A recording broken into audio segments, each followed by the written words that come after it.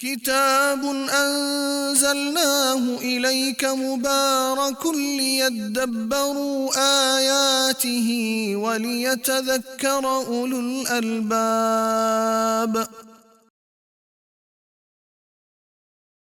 الحمد للہ بنعمتہ تتم الصالحات لا حول ولا قوۃ الا باللہ۔ روح القرآن پارہ نمبر 9 شروع کریں گے۔ نحمدہ ونصلی علی رسولہ الکریم، اما بعد فاعوذ باللہ من الشیطان الرجیم۔ رب اشرح لی صدری ویسر لی امری واحلل عقدۃ من لسانی یفقہوا قولی رب یسر ولا تعسر وتمم بالخیر۔ قال الملا پارے کا نام ہے اور سورۃ الاعراف کنٹینیو ہوگی آیت 88 سے۔ ہم اس بارے میں نہ صرف یہ کہ سورۃ الاعراف کو پورا کریں گے بلکہ سورۃ الانفال کو شروع بھی کریں گے۔ پیچھے سے قوموں کے قصے چل رہے تھے۔ قوم شعیب جو ایک کاروباری مزاج کی قوم تھی، اللہ تعالیٰ نے ان کا تذکرہ کیا کہ کیسے باقی انبیاء کرام کی طرح جب حضرت شعیب علیہ السلام نے بھی اس دور کی جو برائی تھی اس پہ بات کی تو لوگ چڑ گئے۔ یہاں ایک بڑا اہم نقطہ ابھی سے نوٹ کیجئے گا۔ ہر نبی نے وہ پوائنٹ آؤٹ کیا جو اس قوم میں موجود تھا۔ یہ ہے ایک اچھے ڈاکٹر کی طرح مریض کا وہ حصہ جو متاثر ہو اسی کو ٹچ کرتا ہے۔ کبھی کبھی دین کے نام پر ایک فتنہ آ جاتا ہے کہ لوگوں کو ان کی برائیوں پہ مت ٹوکو اور جو کوئی کر رہا ہے اس کو کرنے دو۔ ہاں کچھ اچھی باتوں کے کرنے کا ساتھ حکم دیں تو یہ آیت اس بات کی دلیل ہے۔ انبیاء کرام کے ساتھ تھوڑے لوگ کیوں تھے؟ گنتی کے لوگ کیوں تھے؟ کیونکہ انہوں نے معاشرے کی دکھتی رگ پہ پاؤں رکھا یا ہاتھ رکھا۔ اگر وہ واقعی وہی کرتے جو لوگ چاہتے تھے تو وہ تو سیلیبریٹیز بن جاتے، وہ تو پاپولر پرسن بن جاتے، ان کو تو شہرت تھامتی۔ تو اس میں ہر اس انسان کے لیے ایک بہت بڑا سبق ہے کہ جس کو اللہ تعالیٰ نے دین کی خدمت کے لیے چنا ہے تو بغیر گھٹائے اور بغیر بڑھائے وداؤٹ اینی ایگزیجریشن دین کا جو حکم جہاں پہ فٹ ہوتا ہے اس کو کر دینا چاہیے۔ پھر آیت 88 سے 89 میں قوم شعیب کے سرداروں کی دھمکی ہے، یعنی جب ان کے مالی معاملات پہ تنقید ہوئی تو یہ غصے میں آگے۔ قال الملأ الذین استکبروا من قومہ، کیا پتہ چلا؟ متکبرین۔ ہر معاشرے میں جب بھی دین کی دعوت آتی ہے تو وہ لوگ جن کے پاس کچھ ہوتا ہے، ہیوز۔ دیکھیے کسی سوسائٹی کے دو گروہ ہیں، ہیوز اینڈ ہیو ناٹ۔ رکھنے والے کچھ اور نہ رکھنے والے، خالی ہاتھ ہیں کچھ۔ ان کو کیا لگے؟ ایک ٹماٹر بیچنے والا اس کو کیا لگے سود سے اور گورنمنٹ کی پالیسی سے اور اس سے اور اس سے؟ وہ تو اپنے ٹماٹر بیچ کے گھر چلا جائے گا۔ لیکن جن کے پاس انڈسٹری ہے، جو امپورٹ ایکسپورٹ کے ساتھ لگے ہوئے ہیں، ان کو پھر اسلام کے کچھ رولز پہ عمل کرنا مشکل لگتا ہے۔ تو کیا پتہ چلا کہ ہر نبی کی مخالفت اس قوم کے خوشحال طبقے نے کی۔ وجہ کیا تھی؟ تکبر۔ اس لیے آج کے دور کے دینداروں کے لیے بھی یہ بات بہت اہم ہے کہ جب بھی کبھی ایسا کوئی مقام ان کی زندگی میں آ جائے تو حضرت شعیب علیہ السلام کو ذہن میں رکھ لیں۔ کیا اللہ تعالیٰ ان سے زیادہ خوش تھا یا ہم سے؟ کیا وہ اللہ تعالیٰ کے زیادہ پیارے تھے یا آج ہم ہیں؟ تو ہمیشہ نرم زبان کے ساتھ گرم احکامات دے دینے چاہیے، پھر کوئی مانے یا نہ مانے۔ چھری کو دیکھیے، تیز چھری اچھی لگتی ہے نا، کن چھری تو نہیں رکھتے۔ جو کام کرے انسان سلیقے اور ڈھنگ سے کرے۔ پھر آیت 90 سے 93 کا ٹاپک ہے ہر دور کے دنیا داروں کی گمراہی مختلف طرح سے ہوئی۔ یعنی اس آیت میں ایک بہت ہی بڑا پیغام ہے اور وہ کہ وقال الملأ الذین کفروا، وہ لوگ جو سردار تھے، یعنی ان سرداروں نے جنہوں نے کفر کیا تھا اس کی قوم میں سے، کہنے لگے اگر تم شعیب کی پیروی کرو گے تو تم تو بالکل ہی خسارے میں چلے جاؤ گے۔ دیکھیے یہ ہر دور میں ہوتا ہے، دین پہ آؤ گے تو یہ نہیں ہوگا، بیٹی نے پردہ کر لیا تو رشتہ نہیں ملے گا، لڑکے نے داڑھی رکھ لی تو اس کو جاب نہیں ملے گی، امیگریشن میں مسئلے ہوں گے، یہ ہوں گے وہ ہوں گے۔ تو ایسے وقت میں انسان کو پورا اعتماد ہونا چاہیے کہ نفع اور نقصان تو اللہ تعالیٰ کے ہاتھ میں۔ کیا ہوا؟ پس ان کو پکڑ لیا زلزلے نے اور وہ صبح صبح اپنے گھروں میں اوندے منہ لٹائے گئے۔ وہ لوگ جنہوں نے جھٹلایا تھا شعیب علیہ السلام کو ایسے ہو گئے گویا کل تک بستے ہی نہ تھے، اور وہ لوگ جنہوں نے شعیب کو جھٹلایا وہی تھے اصل میں خاسرین۔ بینک کرپسی ہمیشہ ان پہ ان کی ہوتی ہے جو اللہ تعالیٰ کی کسی نافرمانی کے کام میں ملوث ہوتے ہیں۔ اب شعیب علیہ السلام کا حال کیا تھا؟ فتولی عنہم، بس وہ تو ان سے پلٹ گئے اور کہا اے میری قوم، میں نے تو پہنچا دیے پیغام تم کو اپنے رب کے، اور میں نے خیر خواہی کی تمہاری، پھر اب کیسے میں درد کھینچوں کافر قوم پہ۔ دیکھیے کہہ کیا رہے ہیں کہ میں کیسے غم کروں اس قوم پہ، لیکن ایک ایک جملے میں ان کے دل کے اندر سے غم ٹپکتا ہوا دکھ رہا ہے۔ اس سے پتہ چلتا ہے کہ جو سچا محسن ہوتا ہے، جو آپ سے محبت کرتا ہے، وہ کبھی بھی آپ کو غلط کام کرتا دیکھ کر خوش نہیں ہوتا۔ آج ہمیں بھی اپنے اور اپنے ارد گرد والوں کے لیے یہی سوچ رکھنی چاہیے۔ یہ کیسے ہو سکتا ہے کہ آپ کے بچے تو انجوائے کریں اور اللہ تعالیٰ کو ان پہ غصہ آ رہا ہو؟ آپ کی بیوی تو اپنی کو فرمائش پوری کروا لے اور اللہ تعالیٰ کو اس پہ غصہ آ رہا ہو۔ تو ہمیشہ اپنے ساتھ والوں کو نیکی کی دعوت دیتے رہیے، چاہے ان کو وقتی طور پہ برا لگے۔ پھر اس کے بعد آیت نمبر 94 سے 95 میں مصائب دنیا کیوں آتے ہیں؟ عاجزی دینے کے لیے، بیماریاں، تکلیفیں، پریشانیاں۔ اس لیے اللہ تعالیٰ نے فرمایا اور ہم نے جب بھی کسی بستی میں کسی نبی کو بھیجا تو وہاں کے جو لوگ تھے ان کو بیماریوں، تکلیفوں، پریشانیوں میں مبتلا کیا۔ کیوں؟ لعلہم یضرعون، توڑنے کے لیے ان کو۔ پھر ہم نے بدل دیا تکلیف کی جگہ اچھی چیز کو، سیئہ کی جگہ حسنہ، حتیٰ کہ وہ خوب پھلنے پھولنے لگے اور پھر وہ کہنے لگے ہاں ہاں تکلیفیں تو آتی ہی ہیں، ہمارے باپ دادا کو بھی تکلیفیں اور ضرر آئے تھے، یعنی ڈھیلے ہو گئے، بجائے اس کے سبق لیتے ہیں کہ اللہ نے ہمیں ایک تکلیف سے نکال دیا، اب ہم خوش ہوں۔ کہتے تھے تلک الایام، یہ تو ہوتا ہے، کبھی کی راتیں لمبی کبھی کے دن لمبے۔ اللہ تعالیٰ کہتے ہیں ہمیں اس بات پہ غصہ آیا، فاخذناہم بغتۃ، ہم نے ان کو اچانک پکڑ لیا، وہم لا یشعرون، اور ان کو شعور بھی نہیں تھا۔ اس سے کیا پتہ چلتا ہے کہ دنیا میں اللہ تعالیٰ لوگوں کو جو آزماتا ہے نا یا تکلیفوں میں ڈالتا ہے تو اس کے پیچھے بہت سارے اسباب ہوتے ہیں۔ ہمیں اس آیت سے کیا پتہ چلتا ہے کہ بدحالی اور خوشحالی دونوں آزمائش ہیں۔ کبھی اچھا پیپر ہوتا ہے، کبھی برا پیپر ہوتا ہے، کسی کو میتھ اچھا لگتا ہے، کسی کو کیمسٹری اچھی نہیں لگتی، کسی کو اردو کا سبجیکٹ اچھا لگتا ہے، انگلش اچھی نہیں لگتی، لیکن ہوتے دونوں پیپر ہی ہیں۔ پھر دوسری بات پتہ چلی کہ آفت ایک نعمت ہے جو انسان کو اللہ کی طرف متوجہ کرتی ہے۔ روایات میں آتا ہے کہ فرعون کو اللہ نے 100 سال کی زندگی سے بھی زیادہ دیا، لیکن اس میں اس کو کبھی درد سر نہ ہوا۔ اگر ایک دفعہ بھی ایسا ہو جاتا تو اس کو یاد آ جاتا کہ میرے بھی اوپر کوئی ہستی ہے جو مجھے تکلیف میں مبتلا کر سکتی ہے، تو اگر تکلیف نہ آئے تو یہ مت سوچئے کہ اللہ تعالیٰ آپ سے راضی ہے۔ پھر اگلی بات کیا پتہ چلی کہ نعمتوں کو بھی عاجزی کے ساتھ استعمال کرنا چاہیے۔ آپ دیکھیے کہ عاجزی اور عاجزی، بی ہمبل، بی سافٹ۔ دنیا میں انسانوں کو بھی نرمی اچھی لگتی ہے، اللہ کو بھی نرمی اچھی لگتی ہے۔ پھر ایک اور بہت ہی اہم بات ہے کہ خوشحالی میں بھی اللہ تعالیٰ سے ڈرنا چاہیے، توبہ اور استغفار کرنی چاہیے۔ یہ نہ سوچا کریں کہ بھئی اللہ نے اتنا کچھ دے دیا اس کا مطلب کہ وہ ہم سے راضی ہوگا۔ تو اللہ کے دینے اور ہمارے انسانوں کے ایک دوسرے کو دینے لینے کے ضابطے بالکل مختلف ہیں۔ پھر آیت 96، ایمان و تقوی رزق کے دروازے کھول دیتا ہے۔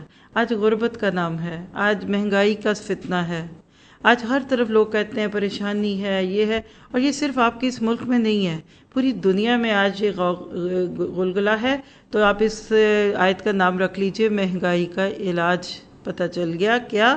وَلَوْ أَنَّ أَهْلَ الْقُرَىٰ آمَنُوا وَاتَّقَوْا، اور اگر بستیوں والے ایمان لے آتے اور تقوی اختیار کر لیتے، البتہ ہم کھول دیتے ان پہ آسمان و زمین کی برکتیں، لیکن انہوں نے جھٹلایا، پس ہم نے ان کو پکڑ لیا اس وجہ سے کہ جو وہ کماتے تھے۔ کیا پتہ چلا کہ آج بھی اگر ہم اپنے ایمان میں پختہ ہو جائیں، تقوی کو بڑھا لیں، تو زمین بھی کھن نکالے یا زمین سے بھی فصلیں اگیں گی اور آسمان سے بھی اللہ کی رحمتیں اتریں گی۔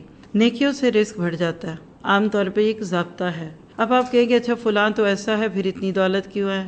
فلاں ملک ایسا ہے، وہ تو مسلمانوں پہ ظلم کرتے ہیں، وہ تو اللہ کے نبی کے ساتھ ایسا معاملہ کرتے ہیں۔ تو یاد رکھیے امتحان کے پرچے، ایک عمومی اصول ہوتا ہے، ایک ایکسیپشنل کیس ہوتا ہے۔ تو ہمارے لیے درس عبرت کیا ہے؟ آیت 97 سے 102 میں کہ ہم ایمان لائیں، ہم تقوی لائیں۔ افامین اہل القریٰ، کیا پس نہ بے خوف ہو گئے، نڈر ہو گئے بستیوں والے اس بات سے کہ ان کے اوپر آ جائے ہمارا عذاب رات کو یا دن کو اور وہ سو رہے ہوں؟ اب دیکھیے کہ عموماً زلزلہ آدھی رات کو آتا ہے یا فجر سے بالکل پہلے آتا ہے۔ یہ وہ وقت ہوتا ہے جس وقت عموماً لوگ سو رہے ہوتے ہیں یا ساری رات کے جاگے ہوئے اس وقت دھت ہو کے سوتے ہیں، اور اللہ پکڑ لیتا ہے۔ اور کیا بستیوں والے اس بات سے بے خوف ہو گئے کہ ان پہ ہمارا عذاب آئے، دن چڑھے اور وہ کھیل تماشوں میں ہو؟ یعنی 10-11 بجے کا وقت ہوتا ہے، لوگ کمائیوں پہ نکلے ہوئے ہیں، کام ہو رہے ہیں، بچے اسکولوں میں گئے ہیں، اللہ کہتے ہیں میں تمہیں اس وقت بھی پکڑ سکتا ہوں۔ کیا پس وہ بے خوف ہو گئے ہیں اللہ کی پکڑ سے؟ تو اللہ کی پکڑ سے بے خوف نہیں ہوتا مگر ہر وہ شخص جس کے نصیب میں خسارہ پانا ہے۔ آپ کو ایسے نہیں لگ رہا کہ ایک ایک بات پہ اللہ جیسے ہم اپنے بچے کا کندھا پکڑ کے جھنجھوڑتے ہیں؟ اب جو قرآن پڑھے اور سمجھ ہی نہ آئے اس کو کیا لگے کہ زلزلہ کیوں آیا، اس کو کیا لگے کہ فلڈ سے کیا لینا ہے۔ آج آپ دیکھیے کہ ہمارے ہم مانگنے والوں کی زیادتی ہو جاتی ہے جب کوئی آفت آتی ہے۔ بیگرز کو ایک آدھا جملہ اپنے لیے مل جاتا ہے کہ جی میں وہاں سے آیا، میرا گھر ڈوب گیا، میں یہ ہو گیا، لیکن کیوں نہیں ہم اس پیغام کو ان تک پہنچاتے؟ اللہ کہتے کیا ان کو اس بات کی سمجھ نہیں آئی؟ وہ لوگ جو زمین پہ وارث بنا دیے جاتے ہیں، یعنی ہم لوگوں کو اس زمین پہ رہتے ہوئے ان کے گناہوں کی سزا دیتے ہیں اور ہم ان کے دلوں پر مہر لگا دیتے ہیں، فَهُمْ لَا يَسْمَعُونَ، پھر وہ نہیں سنتے۔ تِلْكَ الْقُرَىٰ نَقُصُّ عَلَيْكَ مِنْ أَنْبَائِهَا، یہ تو بستیوں کی خبریں ہیں جو ہم آپ کے اوپر پیش کرتے ہیں، اور بے شک ان کے پاس ان کے رسول دلیلیں لے کر آئے تھے، لیکن فَمَا كَانُوا لِيُؤْمِنُوا بِمَا كَذَّبُوا مِنْ قَبْلُ، پھر یہ نہ ہو سکا کہ وہ اس پر ایمان لے آتے جس کو پہلے سے جھٹلا چکے۔ لہٰذا كَذَلِكَ يَطْبَعُ اللَّهُ عَلَىٰ قُلُوبِ الْكَافِرِينَ، اسی طرح اللہ مہر لگا دیتا ہے کافروں کے دلوں پہ۔ اور آخر میں آپ دیکھیے کہ کیا خوبصورت کمنٹ ہے، وَمَا وَجَدْنَا لِأَكْثَرِهِم مِّنْ عَهْدٍ، یہ ہے اصل بات۔ ہم نے ان میں سے اکثر کو عہد پورا کرنے والا نہیں پایا، اور ہر دور کے مسلمان کا عہد کیا ہوتا ہے؟ اشہد اللہ الہ الا اللہ، کہ میں اللہ کو ایک مانتا ہوں، وَإِن وَجَدْنَا أَكْثَرَهُمْ الْفَاسِقِينَ، اور ان میں سے اکثر نافرمان تھے۔ تو ہمارے لیے اس میں درس عبرت ہے۔ قوموں کے قصے پڑھتے جائیں اور اپنے لیے نصیحت نہ لے سکے، یہ بات بھی درست نہیں ہے۔ تو لہٰذا آج سے یہ نیت رکھیے، جب بھی کوئی کلیمٹی آئے، جب بھی کوئی آسمانی یا زمینی آفت آئے، تو اس پیغام کو عام کیجئے کہ لوگوں کو اللہ تعالیٰ یاد آ جائے اور عاجزی آ جائے۔ اب قوموں کے قصے پیچھے بھی تھے، اب آگے سے کنٹینیو ہو رہا ہے حضرت موسیٰ اور فرعون کا قصہ، اور آپ دیکھیں گے کہ طویل قصہ ہے، یعنی پچھلی قوموں کا تذکرہ ایک ایک رکوع اور اس سے بھی کم میں ہوا، لیکن حضرت موسیٰ اور فرعون کا قصہ یہاں 2-3 رکوع پہ محیط ہے۔ آیت نمبر 103 سے 108 کا ٹاپک کیا ہے؟ حضرت موسیٰ کے فرعون سے مطالبات۔ ثم بعثنا من بعدہ موسیٰ، پھر ہم نے ان سب کے بعد جن کے قصے اوپر ہو گئے، ہم نے ان کی طرف موسیٰ علیہ السلام کو اپنی روشن دلیلوں یا نشانیوں کے ساتھ بھیجا، فرعون کی طرف اور اس کے سرداروں کی طرف، لیکن انہوں نے ان کے ساتھ ظلم کیا، بس دیکھو تو صحیح کیسا ہوا انجام جھٹلانے والوں کا۔ یہاں سے پتہ چلتا ہے کہ اللہ نے جب بھی کسی کو نبی بنا کر بھیجا کسی قوم کی طرف تو 7 دلائل بھی دیے۔ موسیٰ علیہ السلام مدین میں 10 سال گزارنے کے بعد واپس آ رہے تھے، ایک نارمل ان کا ایک فیملی ٹرپ تھا کہہ لیجئے، بیوی بچے ساتھ تھے، رات کا وقت تھا اور ان کو سردی لگی۔ ایک اچھے شوہر ہونے کے ناطے بیوی کی اور بچوں کی ضروریات کا خیال رکھتے ہوئے وہ ان کے لیے آگ لینے گئے۔ سوچا بھی نہیں تھا، کوئی مذہبی موڈ بھی نہیں تھا، کوئی وضو کر کے کوئی سر پہ ٹوپی رکھ کے مسجد بھی نہیں جا رہے تھے، اور اللہ نے ان کو نبوت دے دی۔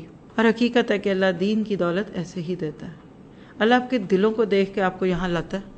آپ کے اندر کوئی خیر ہوتی ہے، اللہ کہتا ہے چلو فرشتوں ان کو نکال دو، تو اللہ نے جس کے اندر خیر بھری ہوتی ہے نا، اس کو ضرور کوئی خیر کا راستہ دکھا دیتا ہے۔ پھر کیا ہوا؟ اور کہا موسیٰ نے اے فرعون، بے شک میں رسول ہوں رب العالمین کا۔ دیکھیں کتنا پلین سمپل تعارف ہے، لمبے چوڑے سابقے علاقے نہیں، میں اتنا پڑھا لکھا، میں اتنا بڑا عالم، میں اتنا مفتی، میرے پاس اتنی ڈگریاں نہیں، انی رسول من رب العالمین۔ ایک داعی دین کا سب سے خوبصورت تعارف یہ ہے کہ میں اللہ کی طرف بلاتا ہوں، اور حقیق لا نقول علی اللہ، میرا یہ حق ہے، یعنی میرے اوپر یہ فرض بنتا ہے کہ میں اللہ پر جھوٹ نہ کہوں، سچ کے سوا اور کچھ نہ کہوں، اور بے شک میں آیا ہوں یا لایا ہوں تمہارے پاس روشن دلیل تمہارے رب کی طرف سے، اور سیدھی کام کی بات، فارسل معی بنی اسرائیل۔ یہ ہے موسیٰ علیہ السلام کی نبوت کا پہلا کام۔ اللہ نے مختلف انبیاء کو بھیجا گیا، لیکن موسیٰ علیہ السلام کو 2 کام دیے تھے۔ پہلا کام یہ تھا کہ کئی سال سے بنی اسرائیل جو حضرت یوسف کے دور میں شام سے مصر آ کر آباد ہو گئی تھی اور وقت کے ساتھ اپنی حرکتوں اور اپنی بے عملیوں کی وجہ سے نان مسلموں کے زیر عتاب تھی، ان سب کو آزاد کروائیے۔ کئی نسلیں اس میں کھپ چکی تھی۔ اللہ نے موسیٰ علیہ السلام کو ایک راہبر اور ایک کہہ لیجئے کہ رہنما بنا کر بھیجا۔ قال ان کنت جیتا، اب آپ سوچئے فرعون کے سامنے موسیٰ کھڑے ہیں اور فرعون کیا کہہ رہا ہے؟ اچھا اگر تو لایا ہے کوئی نشانی تو دکھاؤ اس کو اگر تو سچ ہے۔ بس ڈال دیا اس نے اپنا عصا اور وہ ایک اژدہا بن گیا، اور اپنا ہاتھ ڈالا تو وہ چمکتا ہو گیا دیکھنے والوں کے لیے۔ یہ تھی دو ابتدائی نشانیاں جو موسیٰ کی نبوت کے لیے اللہ تعالیٰ نے دی تھی۔ پھر آگے اس کے بعد آیت 109 سے 114 میں دنیا داروں اور دینداروں کا فرق۔ اب دیکھیے کہ موسیٰ علیہ السلام کے اس سارے پیغام سے فرعون گھبرا گیا۔ اس کو لگا کہ یہ ید بیضا، یہ کیا ہاتھ چمک رہا ہے اور یہ کیا لکڑی سام بن رہی، ہو نہ ہو یہ جادو ہے۔ اور اس دور میں جادو کا بہت رواج تھا۔ اب اس نے کیا کیا؟ اپنے لوگوں کو جمع کیا۔ قال الملأ من قوم فرعون، فرعون کے ارد گرد جو درباری تھے نا، یعنی آج بھی آپ دیکھیں انٹیلیجنسیا کہہ لیجئے یا کسی بھی حکمران کے جو ارد گرد کے لوگ ہوتے ہیں نا، عموماً وہ الٹی پٹیاں پڑھانے والے ہوتے ہیں۔ کئی دفعہ اچھے اچھے لوگ ہوتے ہیں جو حکومت میں آتے ہیں، لیکن ان کے ارد گرد جو ان کے مشیر اور وزیر ہے وہ اچھے نہیں ہوتے۔ فرعون کے ساتھ بھی کچھ ایسا ہی تھا۔ انہوں نے فرعون کی سوچ کدھر ڈال دی کہ لگتا ہے کہ یہ تو کوئی بڑا دانا جادوگر ہے، اور ارادہ کیا کرتے ہیں؟ اور یریدو کیا ہے؟ ارادہ کرتے ہیں۔ کیا پتہ چلا کہ اس نے موسیٰ علیہ السلام کے بارے میں مس لیڈ کیا فرعون کو۔ اور جو یہ بڑے لوگ ہیں نا فرعون ٹائپ کے جو ون مین شو ہوتے ہیں، یہ اپنی عقل سے نہیں سوچتے۔ ان کے ارد گرد اس طرح کے چاپلوس اور باتیں کرنے والے لوگ ہوتے ہیں جو ان کی تعریفیں کرتے رہتے ہیں اور ان سے غلط باتیں بنواتے رہتے ہیں۔ کہنے لگا یہ تو اس نیت سے آئے ہیں کہ تم کو تمہاری زمین یعنی مصر سے نکال دیں، اب بتاؤ تم کیا حکم دیتے ہو۔ یعنی اب دیکھیے کوئی فرعون کے سامنے آ کر موسیٰ نے سیاست کی بات چھیڑی۔ موسیٰ علیہ السلام کا تو کوئی ایسا پلان بھی نہیں تھا، لیکن یہاں سے عمل کی بات نوٹ کیجئے کہ وہ حکمران جو ظلم اور بربریت پہ ہوتے ہیں نا، وہ سچی سیدھی بات جو قرآن اور سنت سے ہوتی ہے اس کو بھی سیاست کی بات بنا کر پیش کرتے ہیں۔ کہنے لگے ڈھیل دو اس کو اور اس کے بھائی کو اور بھیج دو شہر میں ہر کاروں کو۔ فرعون نے کہا میں ذرا سا موسیٰ علیہ السلام کو سب کے بیچ میں بدنام کرتا ہوں۔ یا تو کبھی کلی ساحر علیم، وہ لے آئیں گے تیرے پاس ہر جادوگر علم والے کو، اور جب آگے جادوگر فرعون کے پاس کہنے لگے یہ تو بتاؤ ہمیں ملے گا کیا اگر ہم آج غالب آگے؟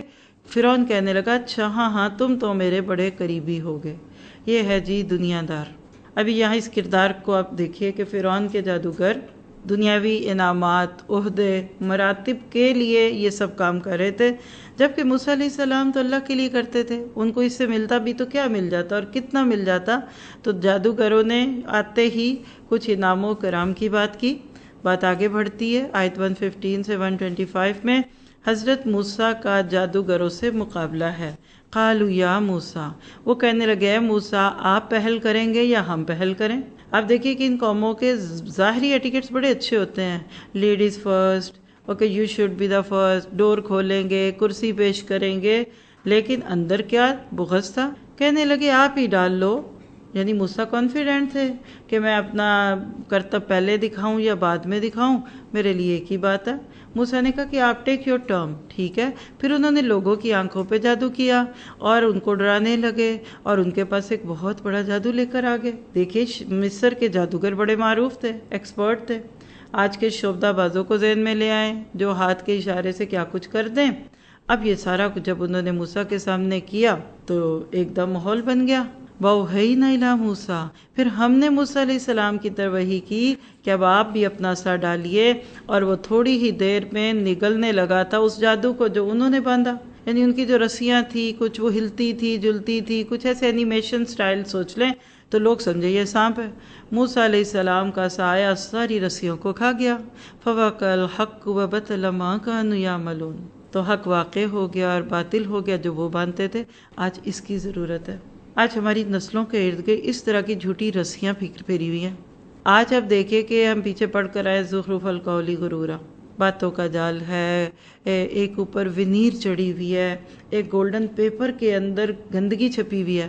آج کے اس معاشرے میں ہمیں ایک موسیٰ کا ہاتھ چاہیے اور ایک احساسہ چاہیے۔ یہ جتنے باطل نظریات ہیں ان کے نام لیے بغیر آپ دیکھ لیجئے، گنتی کے کچھ عربی اور اردو کے اور ABC کے کچھ لفظوں کو جوڑ کر آج کیا دنیا کی مت نہیں مارتی؟ جو نہ خوب تھا وہی خوب ہوا. غیر فطری چیزوں کو فطری بنا رہے ہیں. چھوٹے چھوٹے بچوں کو ڈے کیئر سے لے کے بارنے ہاگے اور اس سے اوپر سے لے جائیں، بچوں کو بالکل ان کی جینڈر سے، ان کی جنس سے بالکل ہی بے نیاز کریں. ابھی ریسنٹلی ایک قانون پاس ہو گیا امریکہ میں کہ بچہ کسی بھی ڈے کیئر پہ داخل جب ہوگا تو اس کو چوائس دی جائے گی کہ تمہارا جینڈر کیا ہے. اس کو شاید اس وقت تک ابھی فیڈر بھی ٹھیک پیدا نہیں آتا ہوگا. اور اس سے اس وجہ سے مجھے بھی رپورٹ کسی نے دی کہ اس سال اسلامک سکول جو ہیں ادھر داخلہ زیادہ ہوا ہے کہ پیرنٹس پریشان ہیں. پبلک سکولوں میں جب بچوں کو بھیجیں گے تو بچے سے پوچھیں گے آپ لڑکا ہو کہ لڑکی، واٹ ڈو یو تھنک؟ تو اب آپ بتائیے اس بچے کا دماغ سیدھا رہے گا؟ 2-3 سال کے اندر کیا ہوگا وہ بالکل بدل جائے گا. تو اس وقت ہمیں ڈرنے کی، گھبرانے کی، پریشان ہونے کی ضرورت نہیں ہے. یہ کام کیجئے جو موسیٰ نے کیا. یہ ایک پوری ایک کہہ لیجئے کہ اللہ تعالیٰ نے یہ ایک پوری مثال دے کر قیامت تک کے مسلمانوں کو سبق دیا کہ دنیا میں جتنے سانپ بچھو پھر رہے ہیں، لوگوں نے اپنا اپنا جادو چلایا ہوا ہے، تم اس کے آگے قرآن اور سنت کی بات کر دو، تم اپنے کردار سے دکھا دو. فوق الحق وبطل ما كانوا يعملون. حق واقع ہو گیا اور باطل ہو گیا جو کرتے تھے. کل جنہوں نے ہمارے ساتھ رضی اللہ عنہ والا پارا کیا اس کا تو تھیم ہی یہ تھا، احقاق الحق اور ابطال باطل. آج یہ کرنے کی ضرورت ہے، حق کو حق کر کے دکھائیے، باطل کو باطل. بس وہ اوپر سے خوبصورت ونیر اتار دیجئے، آپ کو اندر سے گندگی خود بخود دکھے گی. خیر فغلبوا، پھر وہ مغلوب کر دیے گئے، ہنالک اسی جگہ، وانقلبوا صاغرین، پھر تو وہ وہاں سے پلٹے بڑے ہی شرمندہ ہو کے. اب یہ منظر فرعون نے بھی دیکھا، ٹس سے مس نہیں ہوا کیونکہ تعصب تھا، تکبر تھا، بڑائی کا احساس تھا. اور اس کے برعکس وہ جو پیسوں کے لیے، لالچ کے لیے آئے تھے، جو جادوگر تھے جن کے دلوں میں کوئی موسیٰ سے گرج نہیں تھا، وہ تو ایک کرتب دکھا کر پیسے لے کر آنے آئے تھے، ان کے دل پہ اثر ہوا. وَأُلْقِيَ السَّحَرَةُ سَاجِدِينَ، ڈال دیے گئے سجدے میں جادوگر. یہ کس نے ڈالا؟ یہ ان کی انسٹنکٹ نے ڈالا. ان کے اندر سے وہ فطرت کی پکار نے ان کو جھکا دیا کہ موسیٰ جادوگر نہیں ہو سکتے. دیکھیے ایک ماہر دوسرے ماہر کو جانتا ہے. آپ کی تعریف جتنے مرضی لوگ کریں، لیکن اگر آپ کا استاد کرے گا تو وہ آپ کے لیے میٹر کرتی ہے. ایک ڈاکٹر کو دوسرے لوگ جو مرضی کے، لیکن اس سے بڑا ڈاکٹر اس کی تعریف کرے گا تو اس کی زیادہ خوبی ہوگی. جادوگروں کو سمجھ آ گیا کہ موسیٰ جادوگر نہیں ہے. قالوا آمنا برب العالمین. یہاں دیکھیے دل کی دنیا بدل رہی ہے. کہنے لگے ہم تو رب العالمین پر ایمان لے آئے. کون سا رب؟ اب موسیٰ تو فرعون تو خوش ہو جاتا کہ شاید مجھے کہہ رہے ہیں، کیونکہ فرعون کا سلوگن تھا نا ربکم الاعلی، میں تمہارا رب اعلیٰ ہوں. تو انہوں نے اور واضح کیا رب موسیٰ و ہارون، ہم موسیٰ اور ہارون کے رب پر ایمان لائے. اب تو فرعون کی انا پہ چوٹ پڑی. قال فرعون آمنتم بہ قبل ان آذن لکم، یہ کیا ہوا؟ تم ایمان لا رہے ہو اس سے پہلے کہ مجھ سے اجازت لو. ان ھذا لمکر، بس اپنے ہی ساتھیوں پہ شک کرنے لگ گیا. یہ تو ایک سازش ہے، یہ تو ایک پلاٹ ہے، کانسپریسی ہے، اور تم سب نے مل کر شہر میں کر لی تاکہ یہاں رہنے والوں کو نکال دو. اچھا میں تمہیں بھی دیکھتا ہوں. فسوف تعلمون، دھمکیوں پہ آ گیا. لأقطعن أيديكم، میں البتہ ضرور چاپ کروں گا تمہارے ہاتھوں کو. یہ نہیں کہا کاٹوں گا. اب اگر گرامر میں دینا لأقطعن، اتنی تشدیدیں ہیں اس میں، اور ہر شد کے اندر کوئی نہ کوئی لفظ ضرور ہے. میں ضرور تمہارے ہاتھ کاٹوں گا اور تمہارے پاؤں کاٹوں گا مخالف سمت سے، اور پھر اس کے بعد ضرور میں تم کو سولی پہ چڑھا دوں گا ساروں کو ہی. اس سے زیادہ فرعون کر بھی کیا سکتا تھا. یاد رکھیے آج بھی جب آپ حق کی آواز بلند کرتے ہیں نا تو لوگ آپ کو ڈراتے ہیں، آپ کے خلاف یہ ہو سکتا ہے، آپ کے وہ ہوگا. لیکن سچا ایمان جب دل میں آتا ہے تو کیا نکلا منہ سے؟ قالوا انا الی ربنا منقلبون. فرعون جلدی کرو، دیر کیوں کرو گے ہمیں مارنے میں، ہمیں سولی پہ چڑھانے میں؟ ہم تو جلدی سے اپنے رب کے پاس جانا چاہتے ہیں. یہ ہے سچا ایمان.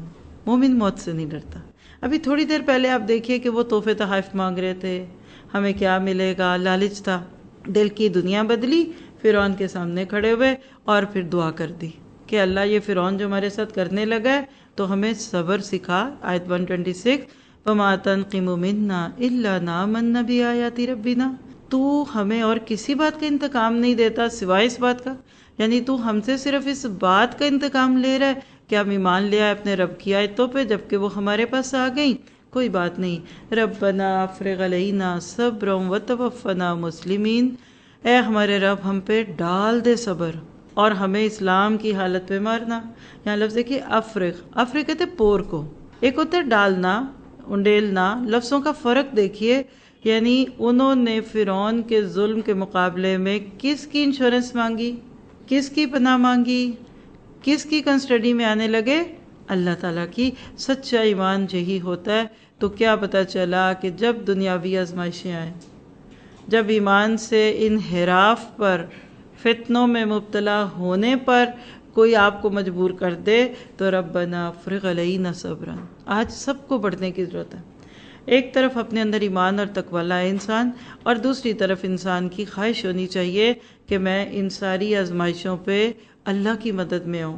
خود بھی یہ دعائیں مانگیے. آپ کو آج دنیا میں اپنے گھروں سے لے کر باہر کی دنیا تک بہت سارے فتنے دکھیں گے. آج یہ جتنے فتنے جن کا میں نے ابھی اشارہ بھی کیا، آپ اور میں ان کے آگے اگر ابھی بند نہیں باندھ سکتے تو کم از کم اپنے اور اپنی بچوں کی حفاظت کا بند تو باندھیے. تو دعائیں مومن کا حصار ہوتی ہیں. حصن المسلم کہتے ہیں دعا کو. مومن دعاؤں کے قلعے میں آ جاتا ہے. تو اللہ تعالیٰ ہماری نسلوں کو ایسے فرعونی اور طاغوتی نظاموں اور ایسی ساری چیزوں سے بچائے کہ جس کی نہ تو دل کو بات سمجھ آتی ہے نہ عقل کو سمجھ آتی ہے. اب ذرا فرعون پہ سوچیے کیا گزر رہی ہوگی. اس کی تو کہہ لیجئے اس کا تو تختہ ہی الٹنے لگا. اس کے اپنے لوگ اس کے خلاف ہو گئے، ایجیٹیشن ہو گئی، بغاوت ہو گئی. تو اب اس نے اپنے طاقت کے نشے کو استعمال کرنا چاہا. آیت 127 سے 129 میں وقال الملأ من قوم فرعون، وہی درباری جو پیسے لینے والے لالچی قسم کے لوگ حکمرانوں کے ارد گرد ہوتے ہیں، کہنے لگے کیا تو موسیٰ اور اس کی قوم کو ایسے ہی چھوڑ دے گا تاکہ یہ فساد پھیلاتے رہیں زمین میں اور چھوڑ دیں تجھ کو اور تیرے الہ کو؟ یعنی اس کو پرووک کیا کہ موسیٰ کو جانے نہ دو، ان پہ ظلم کرو. فرعون نے کہا اچھا سنقتل ابناہم، ہم ضرور قتل کریں گے ان کے بیٹوں کو اور چھوڑ دیں گے جیتا ان کی بیٹیوں کو، اور ہم تو ان کے اوپر غالب ہیں. فرعون نے ایک دفعہ بیٹوں کو قتل کرنے کا آرڈیننس یا قانون پاس کیا تھا موسیٰ کی پیدائش سے پہلے. سب کو قصہ پتہ ہے، آگے سورہ قصص میں ہم ڈیٹیل سے پڑھ لیں گے. یہاں دوبارہ یعنی آپ لکھ لیجئے کہ سیکنڈ ٹائم فرعون نے یہ لاء پاس کیا کہ بنی اسرائیل یعنی اس دور کے مسلمان، ہم ان کے گھروں میں پیدا ہونے والے ہر لڑکے کو مار دیں گے، قتل کر دیں گے. اس نے تو یہ دعویٰ کر کے ان کی جان لینی چاہیے. آج کے فرعون اگر کوئی ہے تو ان کا دعویٰ یہ نہیں ہے کہ مسلمانوں کے بچے مارے جائیں، وہ کہتے ہیں ان کی مت ماری جائے، یہ نام کے مسلمان رہے. ایک کسی عیسائی پادری نے کہا تھا ہم تو نہیں چاہتے کہ مسلمان ہو جائیں، مسلمان عیسائی ہو جائیں، عیسائیت تو ایک شرف ہے، ہم یہ چاہتے ہیں کہ یہ مسلمان نہ رہے. اور آج آپ دیکھ لیجئے ہم نام کے تو ہیں لیکن کام کے مسلمان نہیں رہے. بہرحال اس نے دھمکیاں دی. موسیٰ علیہ السلام نے ایسے وقت پہ ایک اچھے لیڈر ہونے کے ناطے اپنی قوم کا موریل بلند کیا. قال موسیٰ لقومہ استعینوا باللہ واصبروا. موسیٰ نے جب دیکھا کہ فرعون کی طرف سے ایک ظالمانہ قانون پاس ہو گیا، کہنے لگا اللہ کی مدد مانگو اے بنی اسرائیل، اے میری قوم، اور صبر کرو. ان الارض للہ، زمین تو اللہ کی ہے. یورثھا من یشاء، وہ وارث بنا دیتا ہے جس کو چاہتا ہے اپنے بندوں میں سے. والعاقبۃ للمتقین. دیکھیے یہ کرنے کا ضرورت ہے اس وقت ہمیں ایسے مسلم اسکالرس کی اور ایسے مسلم رولرز کی اور ہر جگہ ہر فیلڈ آف لائف میں ایسے مسلمان موٹیویشنل سپیکرز کی اور دین سیکھنے والوں کی ضرورت ہے جو قوم کا موریل بلند کریں. آج بھی آپ دیکھیے کہ کچھ لوگ بڑی ڈپریسنگ باتیں کرتے ہیں، مسلمانوں کا کچھ نہیں بنے گا، یہ ختم ہو گئے، پاکستان ڈوب گیا، یہ وہ. یاد رکھیے یہ ایسی ہے کہ زخم پہ آپ مزید جلتی پہ تیل ڈال رہے ہیں. آپ کا بچہ بھی اگر غلط کام کرتا ہے نا اس کے بعد گلٹ میں چلا جاتا ہے. تو اس وقت حوصلے بلند کرے. اور ان کو کیسے پتہ چلے گا اللہ کی مدد کیسے آتی ہے؟ وہ صبر کرنا کیسے سیکھیں گے؟ ان کو کتاب سے جوڑ دیجئے. تو آج کے دور میں اگر آپ دین کی خدمت کرنا چاہتے ہیں تو آپ قرآن و سنت کو پیش کیجئے اور لوگوں کو حوصلے دکھائیے. سوری ٹو بی مسلم کے تصور سے نکالیے. We are embarrassed to be Muslim نہیں، we are blessed to be Muslim. Yes I am Muslim اور میرے ساتھ میرا اللہ تعالیٰ ہے. اور اس کے بعد پھر قوم کا حال ذرا دیکھیے. وہ کہتے ہیں نا کہ غلامی میں بدل جاتا ہے قوموں کا ضمیر. قوم نے موسیٰ کو تانے دینے شروع کر دیے. قالوا اوذینا من قبل، ہمیں تو آپ سے پہلے بھی تکلیفیں دی گئیں. ان تاتینا ومن بعد ما جیتنا، وہی تانا دے دیا کہ جب آپ پیدا نہیں ہوئے تھے اس وقت بھی فرعون نے بیٹے ذبح کرائے اور اب آپ پیدا بھی ہو چکے ہیں. یعنی جاہل قوم ہے. آج بھی ہماری عوام میں سے اکثریت جاہل ہے معذرت کے ساتھ، کیونکہ قرآن سنت کا پانی نہیں ملا۔ تو موسیٰ علیہ السلام کے ساتھ جب انہوں نے ایسی بات کی تو موسیٰ علیہ السلام نے بالکل مائنڈ نہیں کیا۔ قال عسیٰ ربکم، پھر امید دلائی، فکر نہیں کرو، امید ہے کہ تمہارا رب تمہارے دشمن کو ہلاک کر دے اور تم کو خلافت دے دے اس کے بعد زمین میں۔ فَيَنْظُرَ كَيْفَ تَعْمَلُونَ، پھر وہ دیکھے گا اب تم کیا کرتے ہو۔ اس میں 2-3 باتیں ہیں۔ پہلی بات ہے امید دلائی۔ اب اس وقت کوئی پتا تھا کہ فرعون ڈوبے گا؟ کچھ بھی نہیں پتا۔ اس وقت تو فرعون ایک سپر پاور تھی، بلکہ آج تک ایسا دعویٰ کسی نے نہ کیا جو اس نے کیا ہوا ہے۔ لیکن بینگ آپٹمسٹک ایک لیڈر کی بہت بڑی خوبی، اور لیڈر میں ماں بھی لیڈر ہوتی ہے اور باپ بھی لیڈر ہوتا ہے اور استاد بھی لیڈر ہوتا ہے، یعنی جس کو دوسرے لوگ فالو کر رہے ہیں، اور سیاسی رہنما بھی لیڈرز ہوتے ہیں اور دینی اور مذہبی لوگ بھی۔ ان کا کام کیا ہے کہ قوم کو ہمیشہ روشن مستقبل دکھائے، اور ساتھ ہی کہہ دیا کہ دیکھنا کل تم خلیفہ بنو گے۔ یہ تو ایسی ہے جیسے آج آپ کی ماسی کو کوئی کہہ دے کل آپ اس گھر کی مالکن بن جائیں گی، عقل میں آنے والی بات نہیں۔ اور آخری جملے پہ ذرا غور کیجئے، فَيَنْظُرَ كَيْفَ تَعْمَلُونَ، پھر وہ دیکھے گا تم کیا کرتے ہو۔ یہ ہے اصل بات۔